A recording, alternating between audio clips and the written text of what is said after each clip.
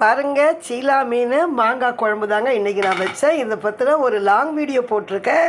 எல்லாமே நான் என்ன செய்ய போகிறேன் உங்களுக்கு அப்லோட் பண்ணிக்கிட்டே இருப்பேன், பார்க்கலாம். நீங்கள் ஏற்கனவே போட்ட வீடியோவை எல்லாமே நமக்கு ரீச் ஆன உடனே அடுத்த இந்த வீடியோலாம் நமக்கு வரும். மழைக்கு எவ்வளவு இதமாக இருக்குன்னு தெரியுமாங்க? இந்த மாதிரி சுட சுட சாப்பாடு நல்லா சுட சுட தாராளமாக போட்டு வச்சுக்கோங்க.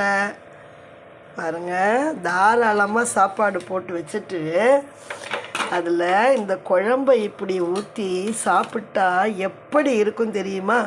இங்கே பாருங்கள், நான் மாங்காவை கொட்டையோடு போட்டிருக்கேங்க இந்த மீன் குழம்புக்கு.